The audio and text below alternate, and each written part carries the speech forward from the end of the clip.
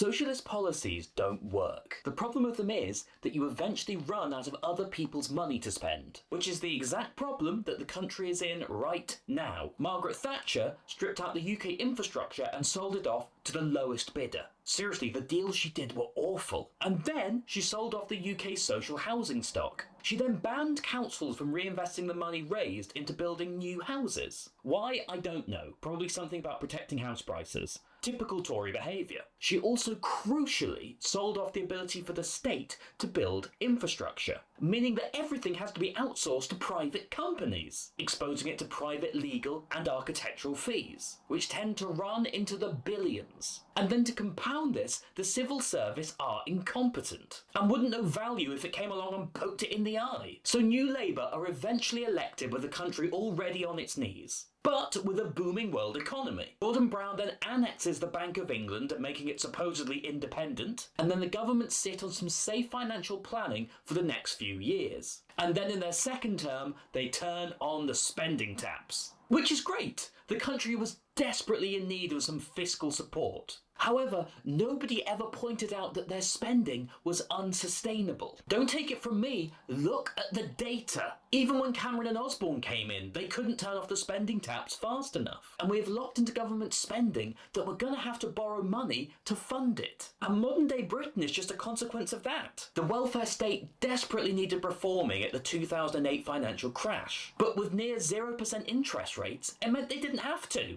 And so they just borrowed more money. Or in the Bank of England's case, printed more. And the pandemic is what tipped us over the financial edge. We borrowed so much more money than we ever had before. £310 billion.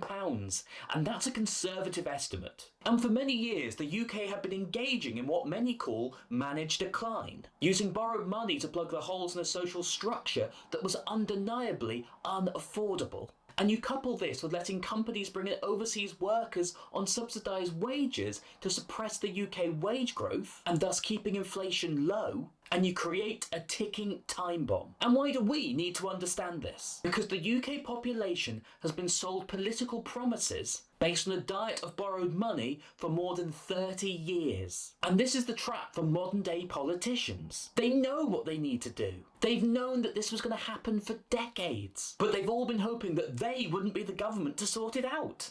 Well, for this government, it's Judgment Day, and we're all watching.